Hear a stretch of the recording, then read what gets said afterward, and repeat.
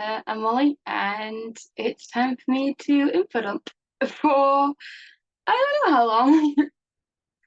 About my favorite show.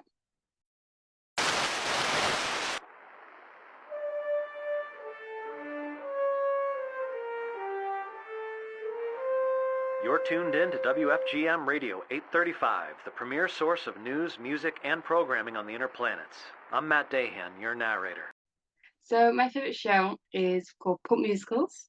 It is a musical series by Matt Dahan, about the Great Moon Hoax of 1835, a radiant being, and the adventures that a story can take you on. So what is a pulp musical? Well, the creator Matt explained it in this video. So. Today's story: what is a pulp musical? To understand, we must go back to Earth's early 20th century, a time that saw a dramatic rise in the production of fantastic short fiction. An alternative to the daily news or longer novels, bite-sized stories involving sci-fi, horror, mystery, and adventure took over the literary world. They were called pulps, a reference to the cheap paper that they were printed on. Inexpensive and escapist, the pulp genres captivated generations, becoming a melting pot of unbridled creativity in the process. Furthermore, these traits are what made pulp stories fluidly translate into radio waves, where the tales were easily accessible to a large audience and imagination could act for the remaining senses. Unlike most traditional novelists, pulp writers would create many short stories or novellas a year, churning out content at light speed. Oftentimes, their work would follow continuing adventures of their larger-than-life protagonists, jumping from epic situation to epic situation in a world of their creation. Terms like escapist, imagination, and unbridled creativity can also describe another fantastic genre: musicals. Both pulps and musicals remove their audience from the world, take them on an adventure, and invite them to get lost in the spectacle. After considering this interesting correlation, it's no wonder that many science fiction pulps were dubbed space operas. This was ultimately how pulp musicals came to be. With forms so uniquely similar, it made sense to blur the line between them until it vanished. This continuing series, containing stories both original and adapted, will have our protagonists travel between all of the aforementioned genres. They are full musicals, written with the energy of a pulp fiction, each taking only 2 months to write in its entirety. They follow in the footsteps of the radio dramas that came before them, existing purely of audio waves and brainwaves. Further details regarding the presentation and air dates of these stories will be made known as Episode 1 approaches in the fall of Earth Year 2021. Pulp musicals will use every tool that the two forms that make up its namesake provides.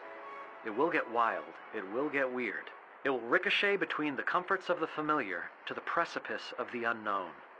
What's past is prologue, listeners. The sky's the limit, and the stars await. Matt Dahan is known for many things. He's known for the being a music director for the Hatchetfield shows for Team Starkid. He is the creator and narrator for of Pulp Musicals. He also wrote it. And he also created and co-wrote Starry musical, which should be coming to the West End in 2024. Which is concept album was up for a Grammy consideration in 2020. Pretty good. Insane. Can we talk about Matt being a jack of all trades? Yes. Have you heard his non-musical theatre songs? Oh, I love my favourite song ever is Break the Silence. It's just amazing. And it's like, oh my god, what the fuck? What can't he do? Yes, what can he do? He's award-winning. He's won so many awards. I have a list somewhere here of how many awards he's won, and it's like more than anyone else. He's won a lot of awards. Insanity. And he's so humble about it. Yes! He's just like, meh. I'm like, not meh. Holy shit, dude. You had an album for Grammy consideration. Fucking think about it. Sorry. Like, he's such an amazing dude. It's like, yes. We don't deserve Matt Dahan. We do not. But we're not opening that can of worms right now because we need to get back. His girlfriend, Jackie Franco, is the artist and social media manager behind Pulp, as well as voicing chorus, and a couple of ensemble characters such as Fish Lady or Pirate. um, she is an artist. She does commissions, many things. She likes to post Starkid art as well as, of course, pulp art. Yeah, she loves going to the gym, almost as much as Matt loves the Boston Bruins. Um, they have a dog together called Frodo, who is a pug. Officially, Frodo is the executive producer and script supervisor on Pulp. Yeah, that's Frodo. We don't deserve Jackie. Can we talk about Jackie for 2 seconds? Jackie's fucking amazing. Jackie, oh my god. Her art, her love for Pulp, Frodo. She's amazing. I love her. She's no world. The love that her and Nat have, it's just insane, and I love it. The first character that we meet is Samuel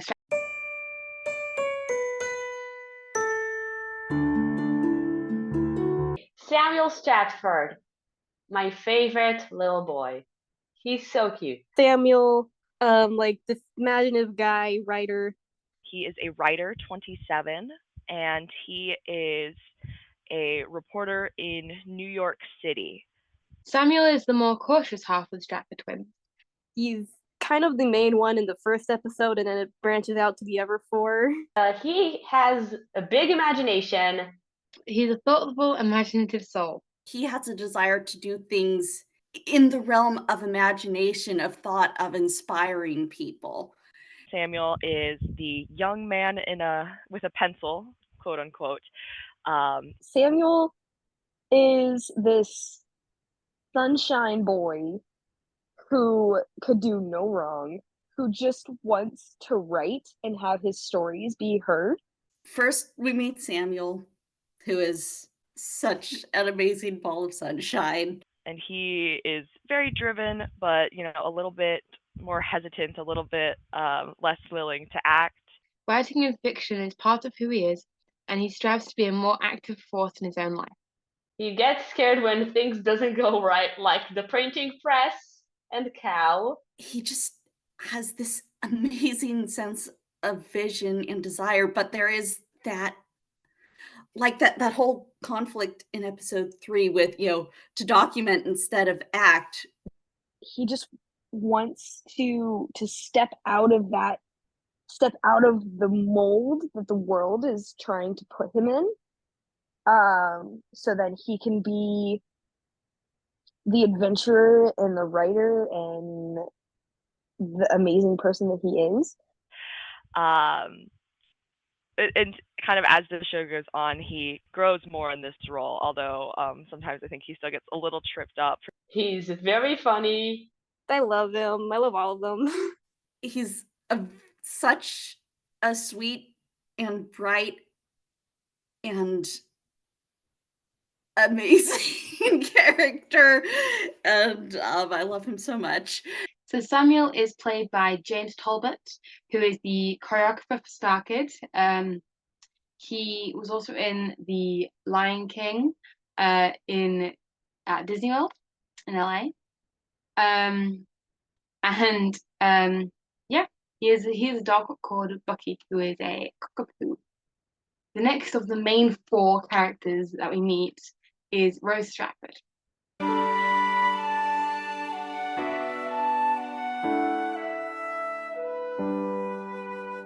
Rose, my little anxiety-driven girl. I want to give her a hug. She's probably my favorite in the whole show.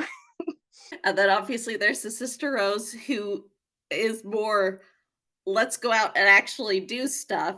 So Rose is the more impulsive half of the Stratford twins. Rose, who is older, by the way, she, as just like Samuel, never wanted to be put in these little boxes that the world is trying to put them in. The second main character is his twin sister, Rose. Rose is very much the more gung-ho of the twins, where if Samuel is the one that is more hesitant, Rose is the one that is pushing both him and herself to always try and do better, to do more, to not be stuck somewhere they don't want to be. She wants adventure. She wants the excitement, the adrenaline of not having to worry about what's going on in life. She had been working at the paper stand. She did not like being stuck at the paper stand. And she's finally getting to do all the adventure that she wanted to do. She may be a little rash in her decisions, but she has the brains and sometimes her printing press blade to back it up. Like they both have big dreams, and Rose is the one who knows that they can get it. In my opinion. So I think that she is always the one, she even says it herself, I am the one who always jumps right in, never thought twice. And so she is someone who, continues to go forward, which both works very well and sometimes goes terribly, terribly wrong. She wants to be able to live outside of her comfort zone. She's ready to take on the world with her enthusiasm and passion for science and writing. It's also really fun because she is very, bright, bubbly, energetic, go-getting, but she is also so scientifically minded, which it's really fun to see those two aspects combined into the same character. She deserves a big fat hug. A warm hug. And she needs to pat a dog immediately. She will knock you out with a metal plate, and we love her for it. So Rose is played by Mariah Rose. She is known for playing Regina George on the National American tour of Mean Girls in 2019. She was also in Star Kid. She's appeared quite a few times, and she was also in the album for Starry, and she performed in it as well. Okay, the next of the main four that we meet is Margaret Cavendish.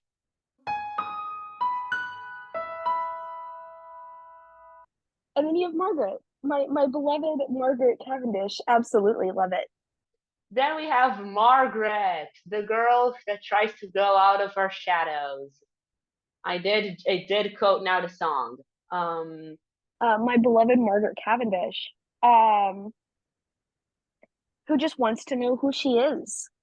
She's got a lot of holes in her past and her memory that she has no idea where to start looking for. Margaret reads the twins' stories when they publish them, not knowing that they're a hoax, a way for them to get their fiction out there. And Margaret feels this connection to them because Margaret has always felt isolated. She's an upper class woman in New York, lives alone, and just seems very isolated, very sad and alone as she kind of tries to find these connections. The only thing she really has felt connection to before is the moon, and now she feels that maybe it's not just this like lifeless thing, this one-sided thing, that there could be life there, and she kind of clutches to that. Yeah, and then Margaret is just so precious, and just my heart for her, because gosh, she's so forlorn, but there is so much inside her that she has building up within her. And she just wants to figure out where she needs to go in life, what life has for her. That she wants to know, like all of these characters do have a desire to know, but she has this need inside her. And so we're finding out more about her as the time goes on, as she's finding out more about herself as well. And it's just so good to get her to be able to trust again after what happened with the Stratfords and be able to build these bonds that she's never really had before. And to also be able to find out, hey, I have this super magical power. And now there's this whole other world thing that I'm involved with as well. So, yeah. So, And then she ends up figuring out there's a reason she feels so isolated, and it is because of I don't know if you want spoilers or not in the interviews, but she learns that there is very much more to her in how she she's not human. She is a traveler. She is has magic, and so a lot of this is her finding her past. It turns out that her memories are just completely missing. There's this whole other life she doesn't know about. Margaret is a woman who has only scratched the surface of discovering the truth behind her past. Margaret is smart, a bit shy, and valiant towards those who she cares about. I want to know what happens with her. I really want to know. Like, also, the past with her and the blazing world. The whole, like, magic things with Margaret and, like, her doesn't remember who she is. I really want Matt to dive into it more in the other pulps. And then there's Margaret. She has like radiant, she has magic shit going on. Who knows where that's going? It's a whole big thing. Don't worry about it. Pun intended. She's radiant. She's beautiful. So Margaret is played by Natalie Urena, who is mostly known for Starry, who she appeared as the second Hawk in some shows. She has actually been nominated 5 times for the Helen Hayes Award for acting and has even won twice. That's pretty cool. And our last in the main 4 is Sir John Herschel.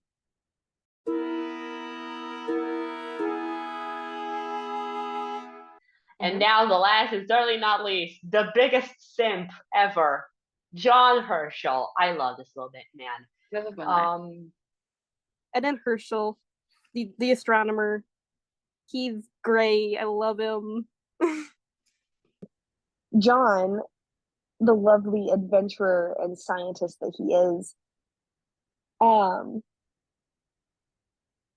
able to give that adventure to both of the twins. The fourth main character we meet is John Herschel. He is an astronomer who the twins were writing about and basically telling their first hoax about, and he hears of it and is like, and shows up because he is not willing to let his name be dragged through the mud. John, who is just, yeah, he's so sweet. And when you first meet him, you're like, oh, he's so, imposing. He, has all this, presence and accolades. And he kind of starts off, but John starts off very closed off. He shows up and he's very like kind of stuffy British man, like very posh, very like very angry, very self-righteous, because he is like, I am a serious figure, like I need to be taken seriously. You cannot treat me like this with your hoax and all of that. And so he is again like this very kind of isolated figure as well, in that he even says like he likes to be alone. He doesn't want to connect with people. He self-isolates with his telescope in South Africa. And when he meets Rose and then Samuel and Margaret, he slowly, as the show goes, opens himself up and learns to be like, I think even with the hoax, he even says that he likes it. Like, he finds it interesting. He likes the story of it all. And that kind of all comes to a culmination in the song John's Choice, which is John, for the first time in his life, choosing science that is fun, things that are interesting, willing to do something less by the book, and learning to have fun and enjoyment again in things. It's this kind of idea, I think, of the creative versus literally in that moment is the creative and the like versus capitalism, kind of that, because it literally is at that point, it is the Stratfords who are doing this thing that they love versus him choosing Benjamin, who is in it for money. So it is a moment where he decides to let himself be silly and talk about these lunar buffalo again, and I find that very compelling. You find out, no, he's just a dork. He's a love-struck dork who is obsessed with the rose. And he is still, very smart, but he is very silly at the same time. Not to mention Rose has been in love with him for I don't know how long. And girl, I completely understand why. Yes, and ever since Rose, like the thing that happened with him and Rose and sailing to British Guyana, and he didn't know that she knew, that was the possible moment when John Herschel fucking fell in love with her. Yeah, and also Polaris. Polaris explains it. And yeah, he's a genius. He's scared for Rose. And he's afraid of what happens to her. And I love him. And John just wants to continue his project and to share his stuff with the world and fall in love with an amazing girl. Sorry, can you tell that Rochelle is like my number one? John is the astronomer who fell back in love with the Earth. He's analytical, curious about the world around him, yet fearful of how he measures up to his father's life. John again, everyone besides Thomas and Chester Thomas and Chester. Thomas and Charles and Cal are sunshine characters that could do no wrong and deserve everything that's in this world. John is played by Kurt Meagher. He is known for being on Glee. He was in the Warblers. His name's Nick. He had a solo. If you've ever seen Glee, Uptown Girl, sung by Kurt. He was very good. And he's part of Starkid as well. He's been in quite a few shows. He has a company that he created with his wife, which is called Story Matters. It's like an acting company for kids, and they make short, which is pretty cool. They've won a couple of awards, which is quite awesome, really. Yeah, he lives in LA, with his two cats, Linus and Lucy, and of course his wife Kim, who we will get to. So Kurt is in a situation that only one other actor is in the Pulp cast. He plays two characters in episode 1. He plays Benjamin. So Benjamin is the friend of Stratford, and he is the editor of the New York Sun. Playing Chester Thomas, who is the president of the New York Sun, is Tony Gonzalez, who is a friend of Matt's, and he has written Bachelor the Musical. So you should really look out for him in that. Next, playing the chorus and also the preacher in the song New Eden is Amanda Walter, who was in Starry, as well as Break the Musical, and she is a makeup artist in behind the scenes of lots of shows. And she also does cosplaying. She cosplays a lot of mostly Disney princesses at Disney World. It's pretty cool. The first new character we meet in episode 2 is named Anna Hanover, who is John's friend. They've worked together for many years, especially on the project in episode 2. And she is played by Jamie Lynn Beatty. Jamie is mostly known for Starkid. She was also in Starry, as many people are. But she's mostly known for Starkid. I have the absolute pleasure to say I saw her live. She's amazing. Look at her, she's in her London. Yeah. Oh, and I forgot to say, can't believe I forgot to say it. I'm so excited about Starkid in it. Jamie has a dog called Nori, who she dedicated a song to at Starkid in it. Can you tell I'm not over it? Can you tell? It's been like, what, 3 months? I can't go over it. Also appearing in episode 2 is Charles T. Curran. He is the villain of the episode. Pretty sure I'm not spoiling anything with that one. Is introduced in his first song as the villain. He's played by David Zack. Oh gosh, so many of Charles' lines are so iconic.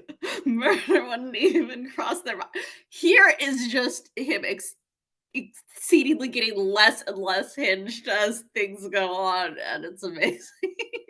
Who was in Count of Monte Cristo, which Matt helped out with. I believe he was music director on. And he is also known for Baby the Musical. So, yeah, look out for that. You know what? We forgot. We forgot, and Matt emailed me afterwards, or he texted me, and he goes, we forgot to do the brick photo. And I didn't know what it was, because I hadn't been working on the show. I just came in for that day to do the recording. It was very fast. He actually, he sent the tracks, and I, learned it, and then went into his studio and recorded it. And we just completely forgot. And he said, "It's all right. We'll get a photo at the release party," because he had everybody over for a listening party, which is actually the first time the entire cast was in the same room. Yeah. And we had so much fun at the party, we forgot to do it a second time. The next person we meet is Sia, also known as the Traveler. Yeah, her name isn't revealed until episode 3, but her name is Sia. And she is a Traveler. She is played by Kim Whalen, who is a Stark member, the wife of Kurt Megger. She was in Starkid for a while. I'm sure I swear I've seen so many adverts with Kim's face in them. She was on Austin Alley, Glamour Kitty, I believe her name was. She was on an episode of Austin Alley. But mostly she is known for Starkid. And she also runs Story Matters with Kurt. And you'll never guess it. She also has 2 cats called Linus and Lucy. Shocking, right? Yeah. Next person we meet is Huck Walton, who plays Morgan Reese, who makes an appearance first in episode 2, the very end of episode 2, but then he comes back for a larger role in episode 3. So Morgan is the bosun on board the Ellen Austin. He is played by Huck Walton, who was in Starry. He's also done a few shorts. One of them, I believe, was nominated for an award. I have bad memory, so I can't really remember any information about it, but it was nominated for an award. Okay. I'm still not over Starkid in it. The fun thing about in it was that it was on this next cast member's birthday, so we all get to sing happy birthday to him. So in the middle of going back to Hogwarts, we all get to sing happy birthday to Jeff Blim. He is our second case of playing 2 characters. So he plays Captain AJ Griffin, who is the captain of the Ellen Austin, and he also plays Cal, or Calfu, who is, we don't really know what Cal is. He's like a ghost. No, he's not a ghost. They think he's a ghost. We don't really know what he is. He is a magical being that is made of fog, or can control fog. I don't know. I may not be the best person to explain this. I'm such a nerd. Why am I quoting Paul? But yes, Jeff is known for Starkid. He was also in Starry. He played Paul Gauguin. He was in Grease. He was in Rent. He played Roger in Rent. So, which very much fits Gauguin, really. But yeah, that is Jeff Lynn. And he's actually live. I'm recording it right now, and he's live on YouTube. So He goes live sometimes writing music. The final Pulp 3 cast member was Virginia Vast playing Alarm. She was recently the understudy for the Star Kid show Nerdy Kids Must Die. That's where most people know her from. But she is also currently in Germany. She's playing Muse in Hercules. Really exciting. That is Virginia. And episode 4 it should be coming soon. Fingers crossed. And there are 2 new members that have been announced for this. So we don't really know much about their characters. Maybe a little bit, but not a lot. So I'll try my best. So playing Dakar, who has been mentioned before, I believe it was Rose who said, who is Dakar?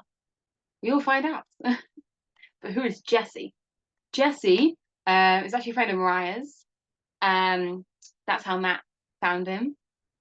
He was in the show Banging It, the H. Yeah, he seems really cool.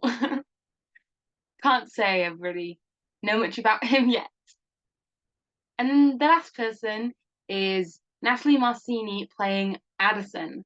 Now, Addison, there's a song in episode 3 called Antitha, in which Margaret reads from a journal from a captain's log of the ship, the Antitha. It's by Addison. We get to meet her in Pulp 4. So yeah, Natalie Marcini plays Addison. She's known for Starry, and she was also in a I believe it was a show. It may have been a podcast. I'm not certain. She was also in Midnight Musicals Presents Total Horror Show. And there's only 4 cast members in that. No, there's only 4 cast members in that. And she was one of them. So there you go. That's Natalie. Can we talk about casting for a second? Insane. How perfect it's been. Literally no bad castings. None whatsoever. Great astronomical discoveries. So episode 1 of Pulp Musicals is called The Great Moon Hoax. It was announced on the 22nd of August 2021. And the title was announced on the 25th of August 2021. The 25th of August will come back time and time again because the original articles were, which I will get to, don't worry, I will get to the article. The original articles were published on the 25th of August 1835. Speaking of, here is Matt explaining the inspiration for Pulp 1. New York City was nothing like the metropolis that we know today, but with over 200,000 citizens, it was the largest city in the young United States of America. The Sun, a penny newspaper based in Manhattan's Printing House Square, found itself struggling to compete with other periodicals. Something desperate needed to happen to change their fortunes. Great astronomical discoveries, lately made by Sir John Herschel at the Cape of Good Hope. We have the happiness of making known to the whole civilized world recent discoveries in astronomy which will build an imperishable monument to the age in which we live. On August 25th, 1835, the Sun began publishing a series of articles claiming that John Herschel, the most prolific astronomer of his generation, had discovered the presence of life on the moon. The paper had acquired a scientific journal detailing how Herschel built the largest telescope to have ever existed, pointed it at Earth's natural satellite, and found lakes, flowers, birds, temples, buffalo, giant crystal pyramids, and a humanoid species with bat-like wings. The news of our astral companion teeming with life sent shockwaves through the entire nation. The Sun's patrons increased exponentially. There was just one problem, though. None of this was true. Life had not been discovered on the moon. The Sun had not acquired the journal of John Herschel, and his famous telescope was pure fiction. The Sun never printed a retraction. Years later, the articles would be attributed to Richard Adams Locke, a reporter for the Sun.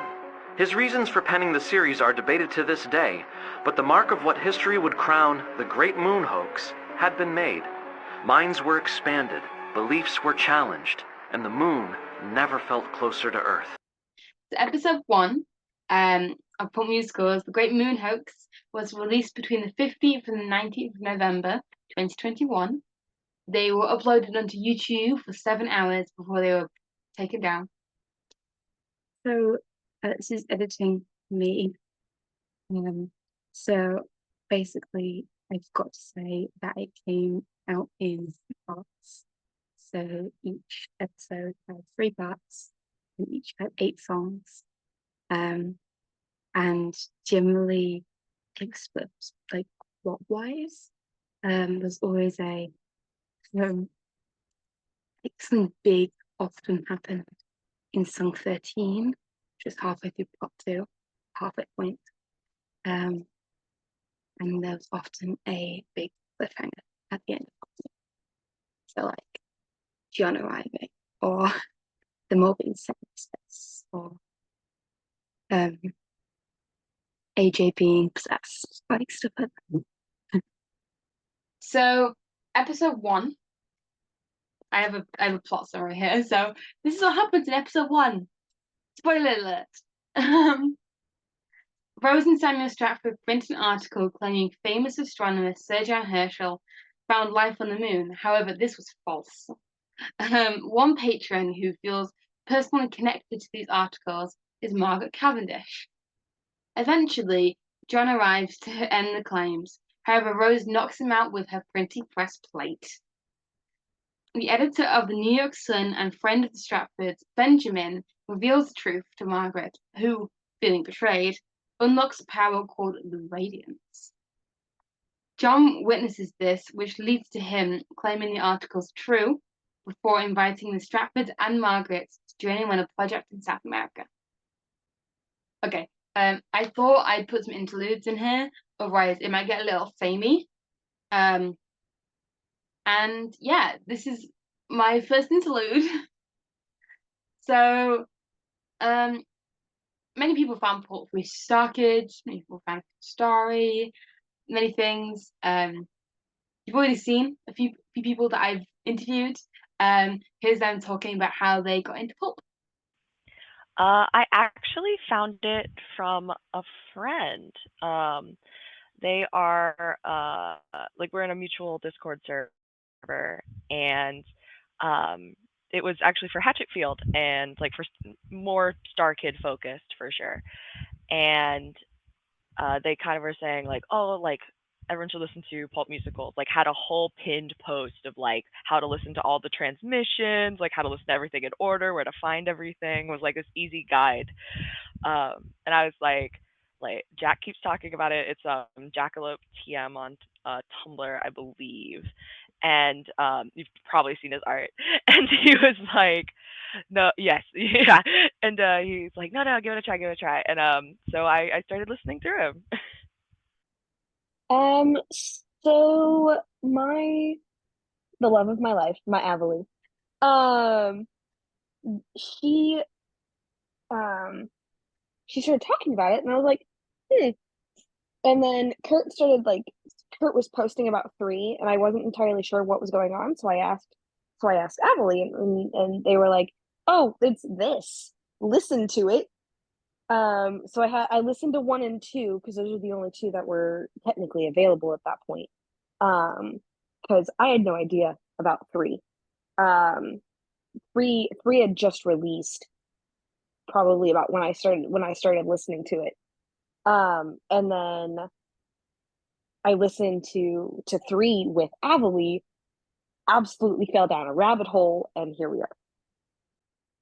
I found Pulp through the Hatchetfield Discord server I was on, actually. Quite a few of the mutuals there had started making fics and art about it, and it really intrigued me, especially the art of It's Short for Jackalope. It all started when I found out about James and Mariah, and also Matt. I found it on Spotify, and I started listening to Planet Earth 1885, yeah. and I just fell in love with it. And yeah, also was the moment also when I started hating any of the villains. I started hating on them. I hate them so much. So it's been in my periphery for a while because I got back into, various other projects that Nat's been involved in. And so then I heard stuff about Pulp on the Edges, and I was like, oh, that sounds really interesting. I need to find some way when I have the time to watch it. And after I finished renting and rewatching VHS Christmas carols way too many times when that was no longer available, I was like, okay, I finally have the time I can listen to these. And so then I hunted them down that way. So it was basically through Tumblr mostly that I heard people, mentioning Pulp, and I was like, oh, good. New project I can explore. So yeah, hopefully that answered it well enough. It was back when Matt like first posted like the literal first teaser of it. It was like a countdown thing to the like August 25th. And I remember like this was after Nightmare Time season 1.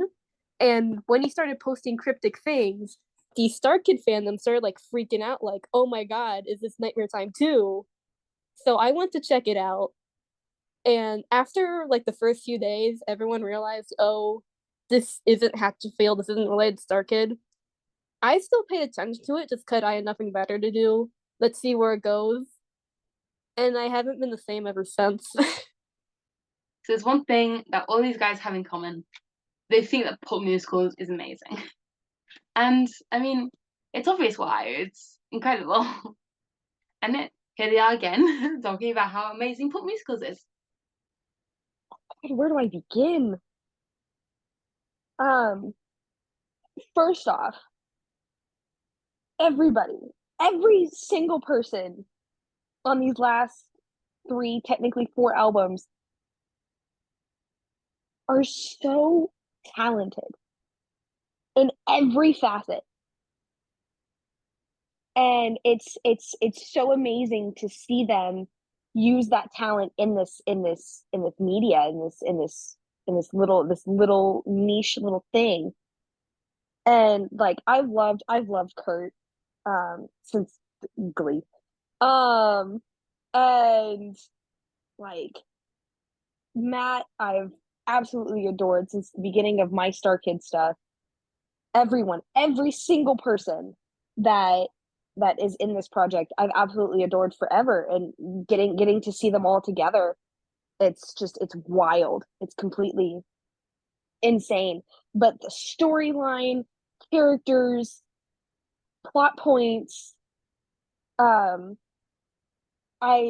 am a book talk girly, and seeing the friends to lovers tropes, total like unrequited love, like all these tropes that I've read about in music form is really inviting. Plus it's catchy as shit. It's catchy. Like I can I curse? Oh, I'm sorry. Okay. Yeah, it's catchy as hell. It's just it's something that I find myself singing daily. Not to mention that I listen to it daily, but it's something that I find singing daily because I just can't get it out of my head. The way they tell the story, and also the cast, the fantastic cast, and the characters and the dynamics that Matt created for the characters. Yeah. So funny. Gosh, honestly, so much about it is great. So it's hard to pin down, but like honestly, every aspect, like the characters are all so amazing and rich, and you can see how their story arcs are progressing, and you want to see them progress further. And they're all so individual and unique. And there's also the story in general. Like, it's so compelling, like, what's going to happen next? Is anything about the moon hoax, is that going to be actually real? Finally figuring out Margaret's whole deal that we're finally going to do. Then, the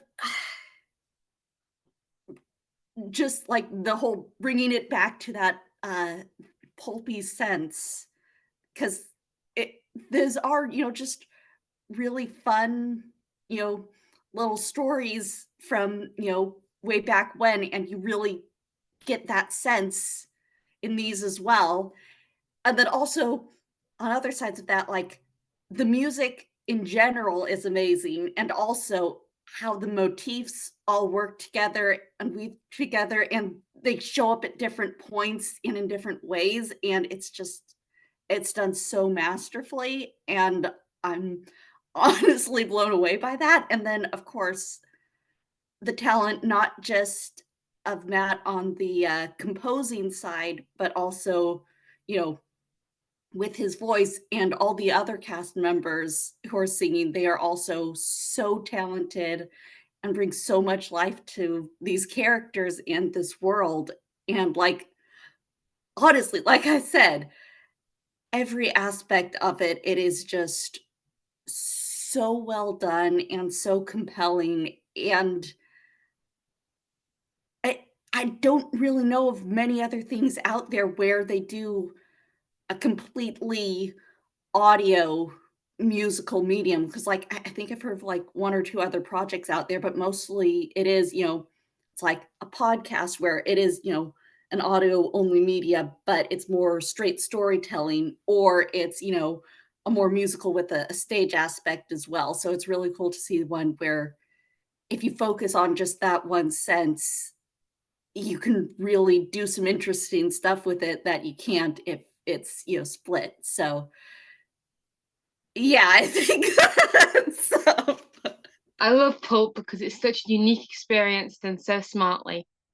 Audio dramas have been done before, sung for musicals have been done before, but this combines them both and knows how to use that medium to its advantage when getting us to care about its characters and its world, not to mention that all the songs are bops. There's no simple way to answer that. It's been like a hyperfixation like forever now. I just really like the songs and everything. I know that's a cheating answer, but yeah. The music slaps. It's like there isn't, everything's a banger. Yeah. I know how to use words, I promise. Well, one of the things I really love is the layering. So the way that Matt interweaves like the songs. So I love like things like that in general with motifs, leitmotifs, all of that is one of the things that really I enjoy. I also enjoy all of the twists. Every single episode has a moment in it where like things dial up. Like we're suddenly like the genre changes. We are not in the same world that we were in. We're never going back to how it used to be, right? That's as we like to say. And I really enjoy those moments and watching things change and seeing the new kind of world and how to look at things in a different way. This is your brick satellite. So the second episode of Pulp Musicals was announced on the 21st of May, 2022, and the title was announced as The Brick Satellite on the 1st of July, 2022. Here is Matt explaining the history of the brick satellite, or should I say, the brick moon. Episode 2 was inspired by the 1869 novella The Brick Moon by Edward Everett Hale. It details the inception, construction, and launch of a sphere measuring 200 feet in diameter and made entirely of bricks into Earth's orbit. It's widely considered to be the first depiction of the launching of an artificial satellite and has inspired writers, scientists, and engineers for over 150 years. What was the purpose of this skyscraper-sized project? For fortune, adventure? On the contrary, it was to be a gift for all mankind. For millennia, voyagers would travel using astronavigation, the practice of utilizing the position of stars or other celestial bodies to determine one's location. Polaris, the North Star, and the constellation Crux, commonly referred to as the Southern Cross, became cosmic touchstones because they generally remained fixed in place as the rest of the heavens spun. This makes latitude, one's position on Earth's north-south axis, much easier to discern than longitude, one's position on Earth's east-west axis. More advanced tools and maps would eventually make determining one's location less esoteric, but what if one was lost at sea with no navigational equipment? Over 70% of the Earth is covered by oceans, and using Polaris or Crux to determine your latitude is only half of the equation. This is where the satellite comes in. Once propelled into Earth's orbit, the satellite would act as a new Polaris, fixed in space for travelers to observe the same way they would utilize the other guiding lights. 4 would be built, launched from equidistant locations around our globe, so no one would be deprived of their guidance. The purpose of the BRIC satellite was to ensure that no one would get lost ever again, uniting mankind with a sense of hope and direction. It's hard for me to think of a more noble cause than that. So, Pump 2, the BRIC satellite, was released between the 21st and 25th of August. Remember I said the 25th of August would be important? In 2022. So, I have another quick summary for you. So, Rose, Samuel, Margaret, and John go to Township Number 9 in British Guiana, where they join John's friend Anna in her mission to send a BRIC satellite into space in order to help sailors navigate their longitude without equipment. They bond while Charles sabotages the project, resulting in Margaret launching the satellite into orbit with the crew and Anna inside. After a short while, a mysterious being known as the Traveler saves the group and sends the main 4 to a port at least 30 years in the future. Interlude 2. This is generally just the ideas of people in the fandom. Yeah, that's mainly what it is. So you may notice some awesome stuff behind me. This, you can't really see it. This is my Maya. It's the design is from it's shot for Jackalope. They're on lots of things. I'm following them on Instagram. This is on their Ko-fi. I don't know how to pronounce it. It's on their Ko-fi shop. They're also selling Redbubble, which is art prints, which I want but I don't have yet. Talking of art prints, this is the BRIC satellite. You recognize it? You may recognize Maya as well from the information videos. That's Maya. This is the BRIC satellite. This was done by Falling in a Forest on Redbubble. That's where I got it from. Yeah, people have amazing art and amazing merch ideas. Yeah, actually, let's hear some merch ideas. I'm a sucker for hoodies, so that's the first thing that came to my head was I would get a hoodie in a heartbeat. But if I had to choose sweatshirt, of course.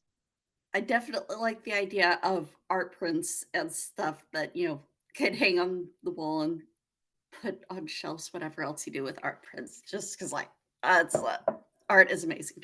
Of course, like prints of Jackie's art. Okay, I'd really love stickers of the main crew done by Jackie. Maybe some main poster stickers as well. You know what I think would be really cool for Pulp Musicals, which I don't think they'll ever do because it's hard to do?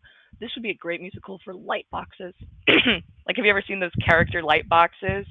4 light boxes for the Pulp Musical characters would be ridiculous. But like something with like stars behind all of them, like, you know what I mean, or something. I think that would be just gorgeous. Or even for the 3 episodes or something. Like, I think that would be something that would be super cool. Necklaces of the logo. Anything with the logo. And this sounds really weird, but Maya Stressful and Maya Enamel Pin. I want little 3D printed models of like the moon and the newspaper and the Nautilus and the anchor like CDs or vinyls or some other type of, physical way to listen to it, because physical merch is awesome. And I don't have a record player, so I couldn't buy these, but having the albums on vinyl would be so cool. Kurt has a Pulp Musicals mug he was given, and I want a mug. Also, don't be scared of the dark mug. Lunar buffalo plushies. The plushies. I need plushies. Also, I need a little Sia plush right next to me in the bed, like a little mini like a chibi Sia with little bluey things in her hands, so I can just cling on my favorite traveler and one of the very many iterations of Kim being casted as God. Also, a little Margaret. I remember us joking about it back when there was only like the one episode, but moon buffalo plushies, I would kill for some of those, just saying. Because like I just collect plushies in general, and a moon buffalo would go right in. It'd be my little buddy. gosh, yeah, I haven't really thought of anything in particular. It was more just like, I will take anything. Give me anything I want. Okay, as well as merch, the fans actually have another idea, which is new cast members. Matt likes to take cast members from all works he's previously done, but there have been a lot of people from Starry and especially Starkid. So these are a few people that people have wanted to go see, to see in Pulp in the future. Let's see. I guess it really depends on where things go and what characters come up in the future, because obviously it's, whoever would best, fit whatever role they have. Mostly like ever Star Kids, just because out of everyone who like logically would be able to come in, those are the ones I know best. So like I feel like John, Angela, they would go hard in Pulp, just saying. Literally every Star Kid, just bring them all in at this point, who cares? Going Star Kid wise, or Joey or Lauren. Mhm. Honestly thought that Joey could have been Dakar, but I understand completely. I didn't know about Dakar's backstory when I thought about Joey, and then Matt explained it, and I'm like, okay, not Joey. Angela for Pulp 5. If Angela's gonna be this, I am gonna fucking flip. It's Angela, John, and Corey.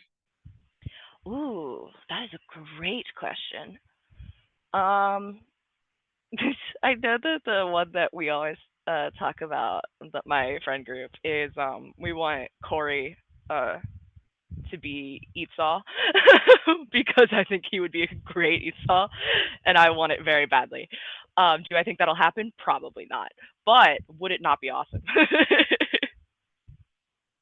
Yeah. So I guess Corey Doris is the one that we've talked about a lot, because he has such a great voice and he's a great villain.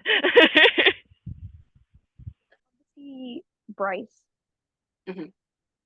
in something, because her voice is absolutely outstanding. Bryce has such a strong voice, and they can convey stories just wildly. I mean, I saw them in VHS Christmas Carols, and I literally cried the entire production.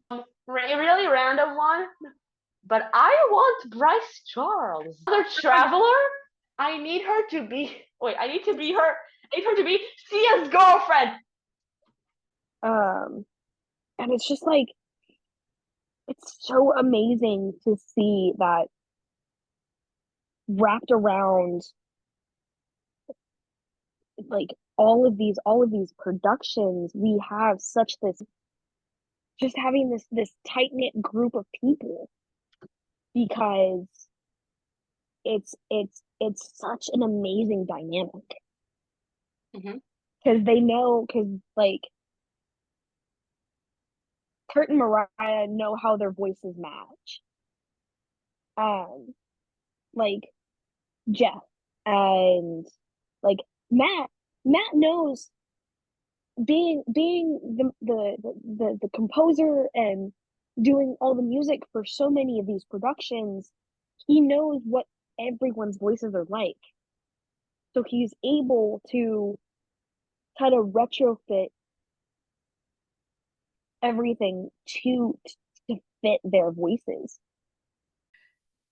Granted, all my thoughts would be, Stefan the Greater, TCB, Star Kid, Shipwrecked, all that thing. But it would be fun to hear Mary Kate Wiles sing again and be a part of that. Granted, this is more me being silly, but because I do like when Sean and Mariah and Kurt do streams together, it'd be fun to have John be part of the cast as well. Corridors, please. But also, it'll be fun to hear Mary Kate Wiles and Long Lopez too. Like a boat on an endless sea, long since gone from the harbor. Okay. So, the future back in 2022 was Pulp 3. And this feature was announced on the 1st of June 2023. The title was revealed to be The Ghosts of Antitha on the 1st of July 2023. Yeah, it was inspired by the tale The Ellen Austen, as Matt explains in this Maya video. The Ghosts of Antitha is inspired by one of the most famous tales born in the Sargasso. In the late 19th century, the Ellen Austen encountered a wandering, seemingly abandoned ship. A thorough search revealed a vessel in excellent condition, with a full complement of lifeboats and a hold filled with cargo, yet her crew was nowhere to be found. The hair-raising events that followed would give even the most weathered sailor pause. Episode 3, Ghosts of Antitha, was released between the 24th and the 28th of September 2023. This time, instead of being released 7 hours, these were up for 24 hours. So there was much more time to watch them. Okay, I will warn you, this summary is a bit longer. I'm sorry, I tried. Okay. Rose, Samuel, Margaret, and John discovered they were sent forward 39 years in the future and joined the crew of the Ellen Austen, a ship on its way back to New York. John spots the ship with no signs of life and a mysterious figure called Cal, who others seem to not be able to see, attempts to convince Samuel to drink his peculiar concoction of gunpowder and rum. The captain authorizes some of the ship to board the ghost ship, where they find an empty captain's log and valuable wood. However, when they return, a strange fog takes over, and the sailor that they left behind are missing. Amos and Elijah, loves of my lives. Rose volunteers to sail the ghost ship, much to John's dismay. Oh, fucking I finish this. Much to John's dismay. Cal possesses the captain and confronts Margaret, who unlocks more of her power thanks to Sia's help as she returns. Meanwhile, Rose is stuck on the ghost ship when people start disappearing. She falls into the ship and was about to drown, and she sings an absolutely gut-wrenching song, FYI. And she's about to drown when she is saved by Alarm. Alarm saves her and transports her 2 weeks in the past. Meanwhile, Margaret and Sia together defeat Cal, and they go join Rose. However, they were not sent 2 weeks in the past. So, interlude 3, I promise the last one. These were fans' opinions. So, for example, there are a lot of songs in Pulp Musicals. So, here's some of people's favorites. There are so many incredibly good ones, obviously, because whatever you say, it's like, oh, but there's also this one, this one. I'll say Planet Earth 1835 holds a special place in my heart because obviously was the first one I listened to. It does such a great job of building the world. It's it's so good. More Than This. More Than This. Great Astronomical Discoveries Part 1. Samuel and the Sun, Margaret and the Moon. Or the first one has to be behind me. I will also say Benjamin's Apartment and The Radiance. There's so much happening in that song. It is so good. John's Choice. John's Choice. Kurt belting in general. Between and Beyond. Also, the ending. The song when Matt says to be continued for the very first time. Polaris. Shadows. Shadows. Anna Hanover. Urania Propecia. Anna Hanover. Urania Propecia. Urania Propecia. Urania Propecia. John and the Earth. John and the Earth, obviously. John and the Earth. No comment. Is John and the Earth. But yeah, John and the Earth is probably my favorite song because it is the astronomer falling in love with the Earth. What isn't to love? Great Things and John and the Earth both make me cry every single time. They're just done so well. The Traveler. I love Kim with my whole heart. The Traveler. I also love the song at the end. And The World of Our Own. She comes in and kind of reveals the the solution and the ending at the very end. It has this just beautiful soprano song. I love listening. Honestly, literally every single song in 3. The entire thing. The entirety. I mean, the entirety of everything. But 3. The Alan Austin. Pirate Tactic. All of the Gunpowder and Rums. I just really like Cal. Like, going off on a mini tangent real quick. Jeff was like the perfect pick for Cal. I love him so much.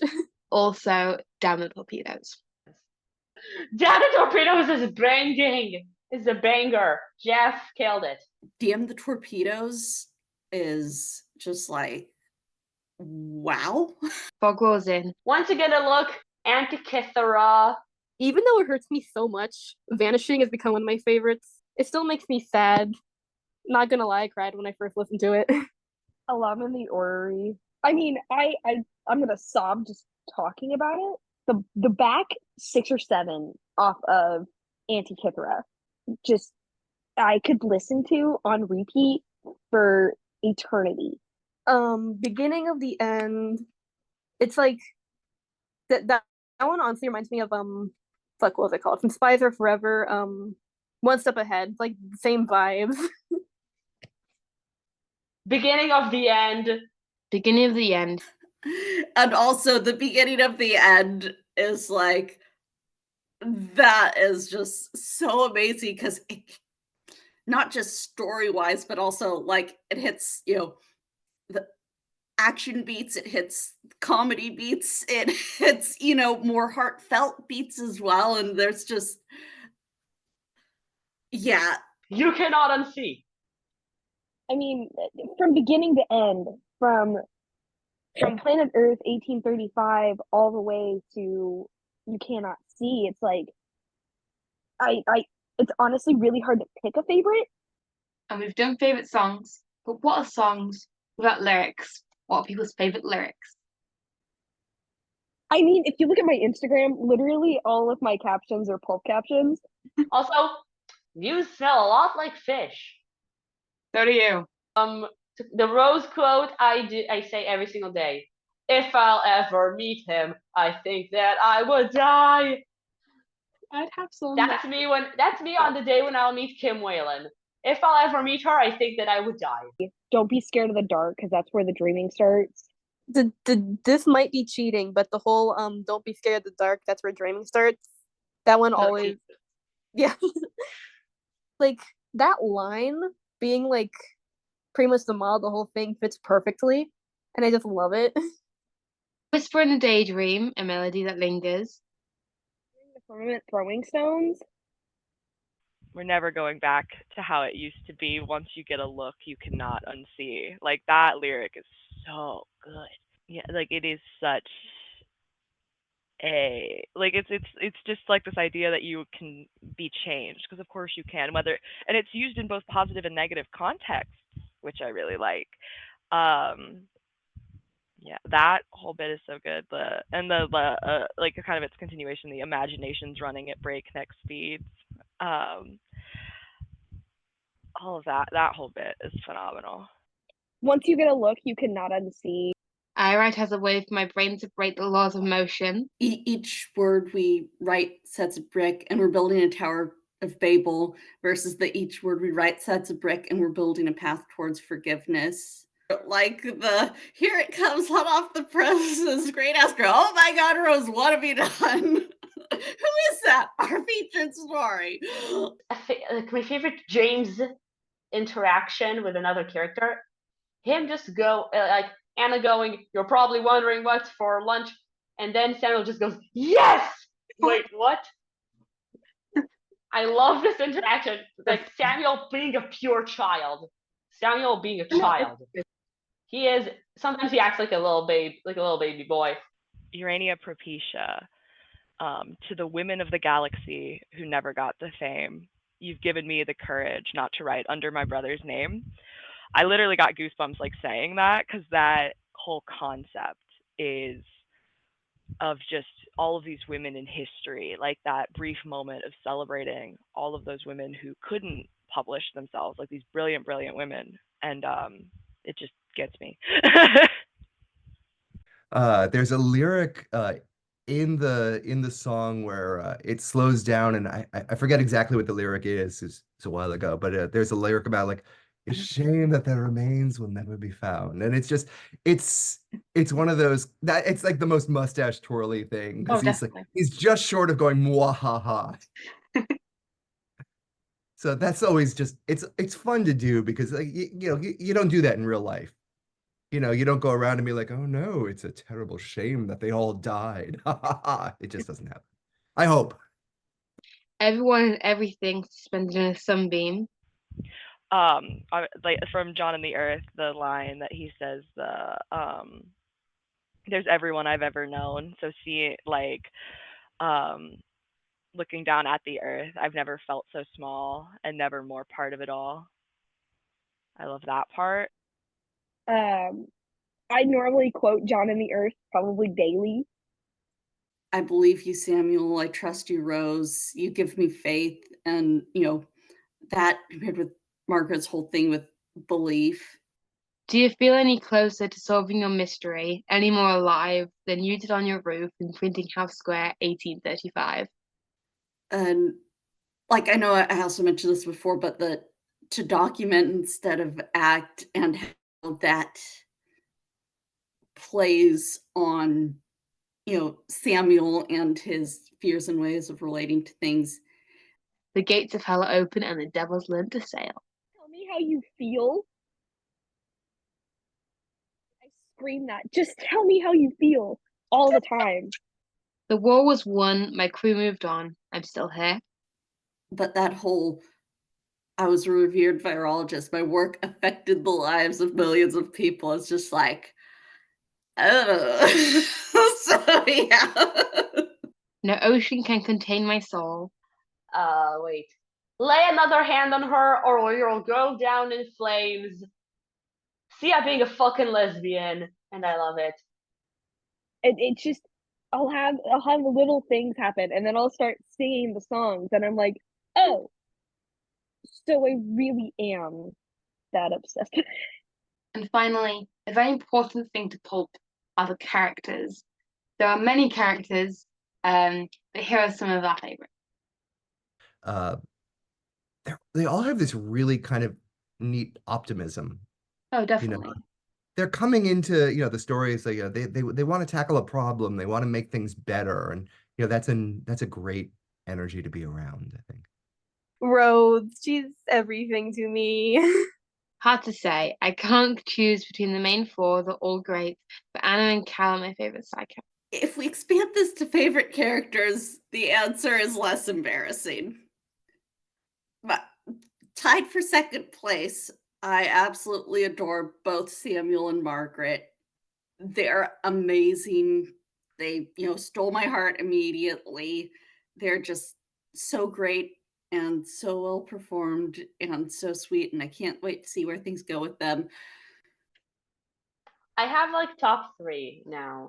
I have Sia, Mhm. probably John Herschel, and Margaret. Benjamin is at honorable mentions. John. John. Okay, pandering because I love Kurt and everything that he's ever done. Like it's oh my god, this man. I love this man so much. Everything that he's done, but John, I don't he's just everything that I've ever wanted to be, a Mhm. scientist, an adventurer, and a gentleman, a real person. In seeing how he interacts with the people he loves is insane. It's just it's beautiful to watch. Aggravating at the same time because I need him to confess to Rose that she loves it or that he loves her, and vice versa. And then he's such an amazing person. Mhm. And he's so passionate about what he does. Yeah. Kurt as well. It's like Kurt has said that John is just an extension of himself. And I can totally see it and I can totally adore it because it's just so amazing Mhm. how Kurt has been able to mold John in such a way that it's so conveying and so beautiful. And it's, oh my god, I could ramble on and on about Kurt. I'm gonna sob just talking about him. Kurt's such an amazing person, and I'm so glad to be able to call him a friend. My favorite character is Benjamin. Of the main 4, John is my favorite, but my favorite character is probably Benjamin, which is so lame to say because he's in one episode. I just find his whole thing fascinating.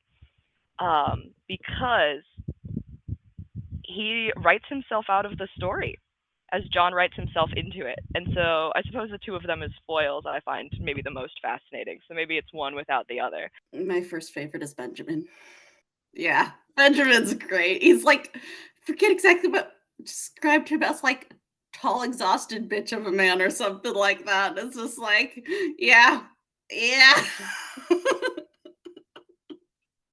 But it is a whole story about it is like all of the of Pulp Musicals is about the importance of stories and about finding your place in them. And Benjamin, I think, is the one person who we see write himself out of it. Like he decides he doesn't want to be there anymore, and it costs him everything. And he does it for all the wrong reasons. He has all of the justification in the world, which is like they aren't the Stratfords aren't talking to him. I don't want to say they're not treating him right because I don't think that's not necessarily true, but there isn't a lot of communication. He's definitely getting screwed over by Chester. And then they kidnap a guy and store him in his apartment, which is a thing that happens. And all of that happens, and he does it for money. Like he has all of the justification in the world, and he does it to be petty and mean. And I don't know, it's just something about it that I find interesting because he doesn't get a redemption. He is the Antikythera, God, the antithesis of everything that John becomes, which is that John learns to love humanity, and Benjamin, in the opposite direction, just completely rejects it. And like all of the things that John learns to love again and to find joy in again, Benjamin becomes harder and goes from being playful with the Stratfords and being their friend to becoming this boxed off shell. And I just find that interplay fascinating. Now, episode 4. We don't know a lot of information about it yet because it does not have a release date. Editing me again. So I filmed this web films last night for me, which was the 1st of August. Yeah, I filmed it on the 1st of August, and Matt posted this morning what the release date for episode 4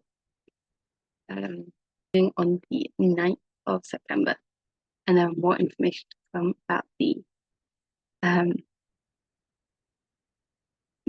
re-release of each part. So yeah, that's you. Yeah, so enjoy it in September. But we do know that it was announced on the 23rd of May 2024, and the title was announced on the 16th of June 2024, and it is called The Searcher in the Shadows, which we're all very excited for, as you can probably imagine.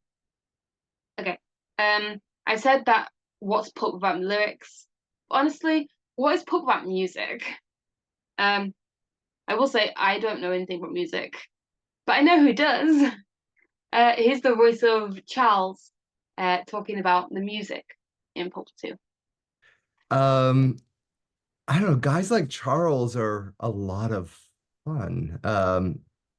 It's you get to just be, evil, and you don't really have to worry about the consequences because it's a story. I always love the kind of the soaring romantic leads. I usually sing tenor, so those tend to be written in these kind of nice, kind of beautiful legato, rangy ballads. This guy Charles had some really cool music in the show, but it was a lot of exposition and a lot of kind of precision, which is, it's a fun challenge. And it kind of, when I heard it, it kind of reminded me of sort of old time kind of Gilbert and Sullivan, where like the lyrics are just really laying out, a lot of detail and a lot of exposition. So that's a neat challenge, and to try to kind of fit, your character and your feelings on what you're saying into that while you're sort of, what they call kind of laying pipe as far as the story goes. So if I weren't, I love doing this sort of thing, but I also love doing just kind of the high swoony tenor ballads.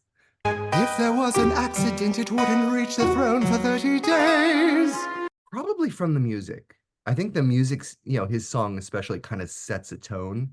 The orchestrations are really detailed. And when you hear, when I hear music, it makes me feel something. So I think that's probably, in this case, was my sort of my entry point into things. Just listening to it, I can get a feel for the emotions that are swirling, what he's thinking, what his goals are, what his kind of, every character kind of has to have sort of a burning need to do something. It's what makes it interesting. The stakes just have to always be as high as possible to make it as interesting as possible. I think, and in this case, so much of that is in the scoring. It's almost, if you listen to something like, a classic example, Peter and the Wolf, the Tchaikovsky, every character has a different instrumentation. Every character has a different sort of, a leitmotif, like a theme, a musical theme that kind of sets, makes you feel a certain way. And I think a lot of that was in the score. And I think that was probably my main thing coming in. And then, of course, working in the studio and playing with it, and, working on some phrasing, or choosing, which words were the most, colorful words to lean into. I think it all from, what was on the page, the music. So lots of things in Pulp return quite a lot. So, for example, some song names.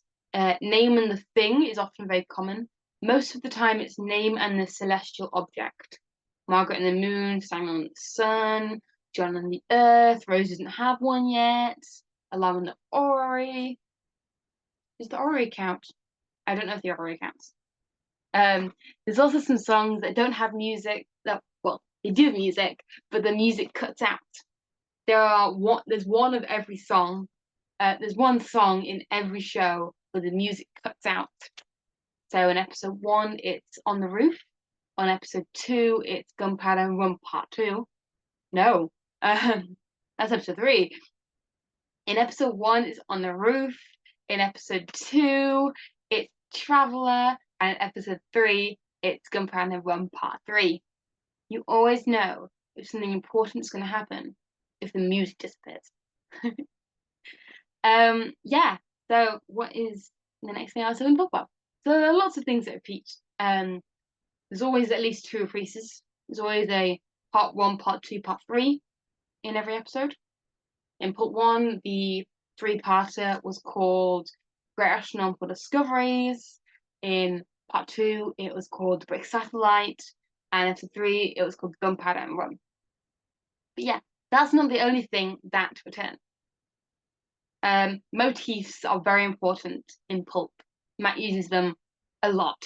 You can tell he's a Sondheim fan. So yeah, here are some motifs that we all like. It's just,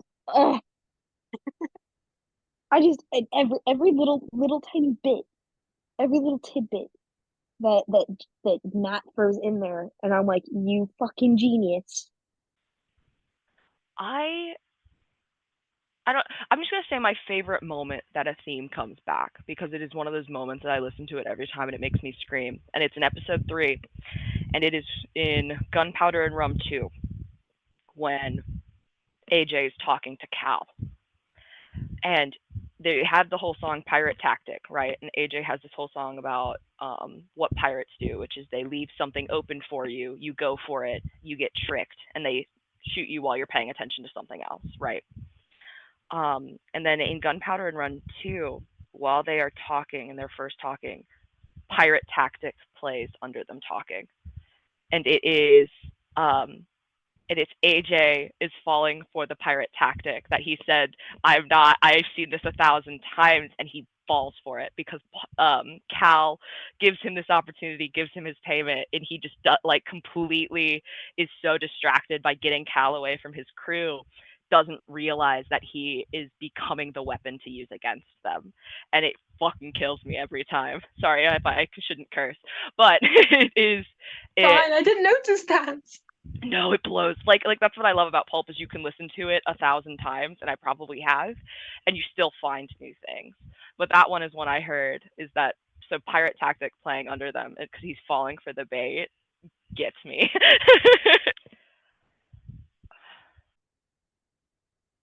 Rose takes Herschel's hand, the little motif in there that shows up back in, God, why can't I think of it? Oh, Questions. You Cannot See. Alarm in the Orrery. Just that little quip. Those couple little notes. And Rose's theme, John's theme, like More Than This, Between and Beyond. The Radiance theme and Young Man with a Pencil. Also the When Are We one, it gets me so hyped. There's like a few. There is one that we haven't heard in Antitha. Young Man with a Pencil, which is the Samuel motif, which I call Samuel motif. Actually, we did hear it. It's in a conversation. Oh yeah! I just realized we heard it. Behind me, the behind me one. The behind me. Kills me. It kills me. Behind me, Traveler. The Traveler. Mm-hmm. And also Between Our Hands, Beyond Our Hopes. Yeah. Also, it's coming back for World of Our Own. It blew my mind. Like, also like them, like Kim and Natalie singing counterpart was me fucking ascending into heaven. It's I'm going to. Don't worry, brother. So are you. I know that we. Wait, when are we? When are we? When are they? Like a boat on an endless. I love that one. Again, this is somewhat. Even though it's only showed up like twice, I really do love the Enjoy the Noise motif, because it's like, wish we heard that more, because that is a really good motif. But other than that, it's like there are so many good motifs, and they are all used really well. I will say that the young man with a pencil one does stick with me because it's like not just the Samuel one, but it's one of the first ones we hear. And so it does hold a special place in my heart as well. But honestly, all the motifs are great. I am obsessed with like the like space celestial motif, like with each character, like the like the imagery, pretty much like Samuel the Sun, Margaret Moon, that kind of stuff. Like that drives me insane, and I love it. Yeah. So, Pulp Musical sounds pretty good, right? Yeah. But if you're still on the fence about it, here are some things that the fandom would say to you. It's gonna be a wild, wild ride, and I'm happy you've hopped aboard. I'm happy you hopped aboard. And yeah, you're gonna fall in love with characters, and you're gonna make some random ships. Also, yeah, you're gonna ship a simp and a girl who can hit you with a printing press plate. Things will shift. I've actually done this many times where my friends who have not heard of it, I'll just go on full on rambles about it for like hours at a time. I will make them listen to it because this is so underrated. Please go listen to it. Because I've had this a couple times where people have started it and been like, oh, like that's all right. Like, yeah, I'm into like, but don't keep going. I think it's one of those things where you just have to dedicate the time to listen to it and watch it all in one, because people will see it be multiple songs, and I'm like, imagine that each episode is its own thing, that it's its own movie. You have to see all of it together, because I think that that is very important, is that arc. Also, listen to the transmissions. They're on YouTube. They're free. They're available. They give you some wonderful backgrounds that I find very interesting, just of like the actual hoax, the brick satellite, like the original novel, which is not called the brick satellite. I can't remember what it's called, but Brick Moon. like yes, thank you, the brick moon. All of those are very, to me, very important, because I think they just give you some context, and they just give you some background as to why certain themes are how they are, what Matt is doing, like what he wants you to get out of it. And so I feel like that helps frame the musicals in your head, and I think it lets you see a little bit more to them. If you like musicals and you like audio dramas, go listen to this. It's fantasy and historical fiction with characters you'll fall in love with. Listen to it, listen to it, listen to it, please. It's amazing. And more people need to hear it. Yeah, just honestly, when someone's listening to Pulp for the first time, my thing would be like, I don't want to spoil anything. I want you to listen to it all on your own and tell me everything you think about it. I hope you're emotionally ready. You better have tissues. Box of tissues. Get ready to throw your phone against the wall.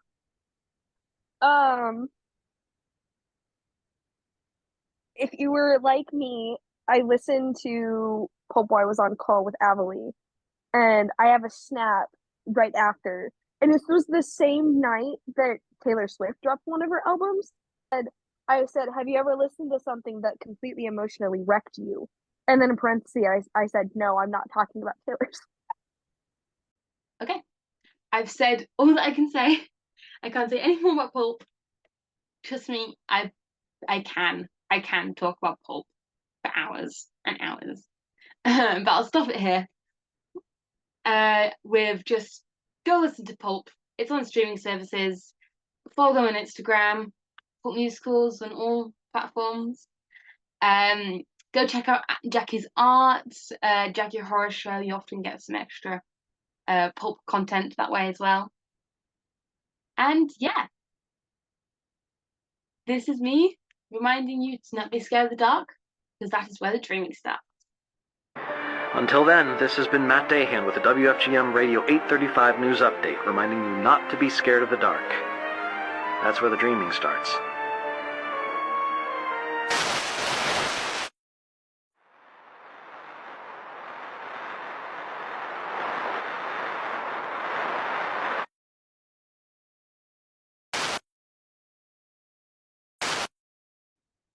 Oh, very quickly. Hi, if Matt or Jackie is watching this, or anyone who just wants to pass the message along, so Matt and Jackie are amazing. They've written this amazing, incredible show. Well, Matt's written this incredible show, and Jackie's done some amazing art for it. So we thought, what better to show them our gratitude by sending them our gratitude. Matt, Jackie, if you're seeing this, this is what everyone has to say to you. Thank you.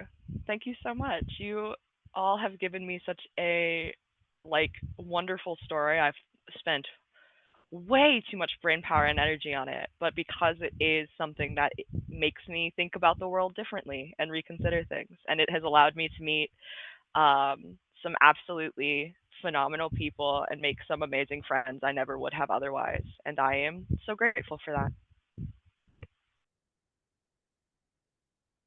Right, just thank you. Thank you for creating something that turns this craziness that is the world off. Something that we can immerse ourselves in so that we don't have to exist for 4.5 hours as of right now. And something that we can take away from, that we can resonate with. Thank you for giving us an outlet, the Discord. Thank you for giving us an outlet so that we can rant and we can find our friends, we can find the people, our people. Thank you, Jackie, for giving us amazing art. I always tell Jackie on Twitter, I want to eat your art, and I mean it. It's so fantastic. It's so beautiful. And thank you for showcasing your talents in such an amazing way, because if it wasn't for you guys, none of this would happen. So thank you. Oh my God. First of all, hi, Matt and Jackie. Hi. Two, thank you for creating Pulp. It's so good. I love it very much.